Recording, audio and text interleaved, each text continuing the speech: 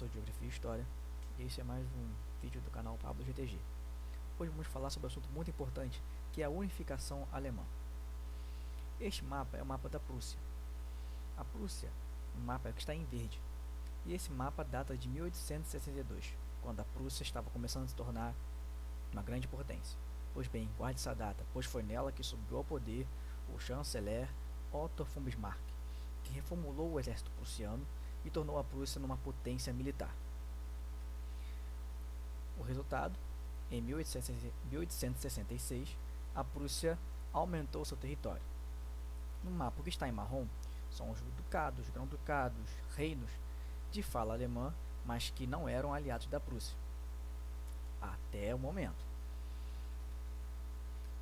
Em 1866 foi formada a Confederação da Alemanha do Norte, que durou até 1871.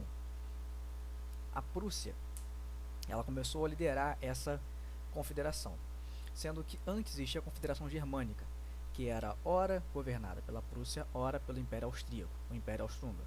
Mas em 1876 o Império Austro-Húngaro foi expulso. Por quê? Porque houve uma guerra entre a Prússia e a Áustria, a Guerra Austro-Prussiana.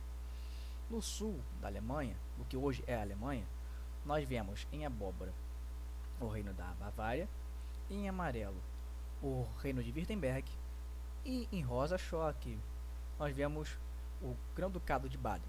Bismarck queria anexar esses territórios à Prússia.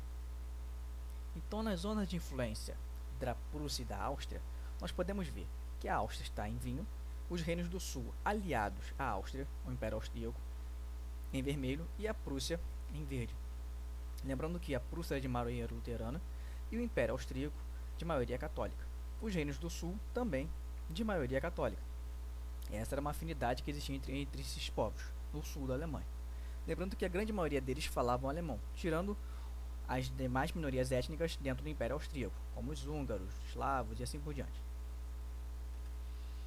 Então, a Áustria propôs a Großdeutsche Lösung, que seria a grande solução alemã, que seria a união de todos os povos de língua alemã sob o domínio da Áustria, num único e grande império. A Kleine Deutsche Lösung, a pequena solução alemã, seria a divisão, na verdade seria um império dominado pela Prússia e o outro império pela Áustria. Zonas de influência na Europa. Além da Áustria e da Prússia, também existia a França. E a França queria voltar à sua glória, a glória que ela tinha desde o tempo de Napoleão, sendo que quem era o imperador na época era Napoleão III, sobrinho de Napoleão.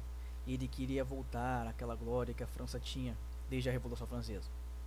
Então, eram praticamente 3 estados querendo ter a hegemonia na Europa.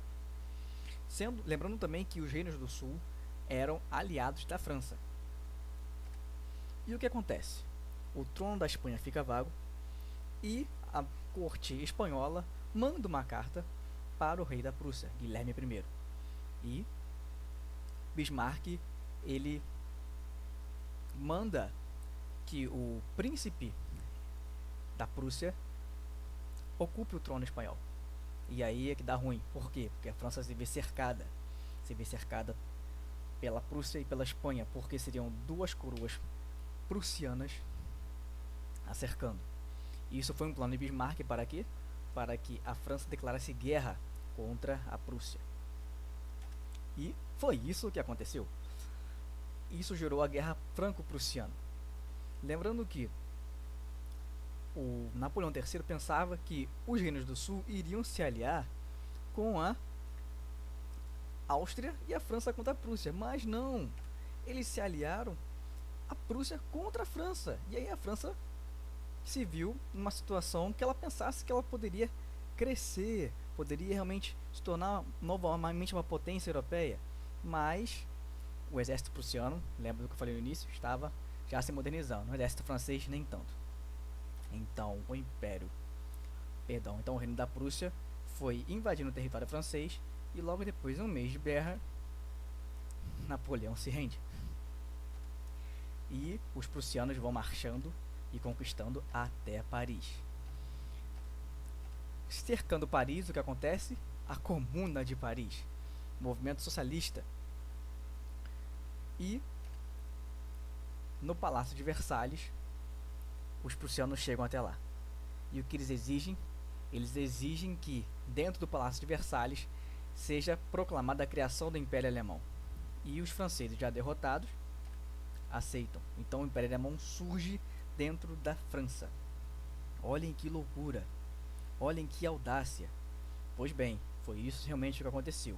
E os franceses se sentiram envergonhados, se sentiram humilhados, e isso gerou um revanchismo dentro da França. Tirando isso, o território francês foi ocupado durante 4 anos, até que o Tratado de Frankfurt fosse aceito. Por quê? Porque quando um povo, um país perde uma guerra, além de estar derrotado, além de estar em crise, ainda tinha que fazer o quê? Ainda tinha que pagar, indenizar o vencedor. E foi isso que aconteceu. E isso gerou ainda mais revanchismo entre os franceses. Para piorar, os prussianos, eles ainda aceitaram, ainda exigiram a anexação da Alsácia e da Lorena ao seu império. E aí surge então o Império Alemão. Lógico que isso gerou o revanchismo nos franceses, que levou à Primeira e posteriormente à Segunda Guerra Mundial. Pois bem, se você gostou desse vídeo, curta, compartilhe, se inscreva no meu canal. E é isso. Um abraço a todos.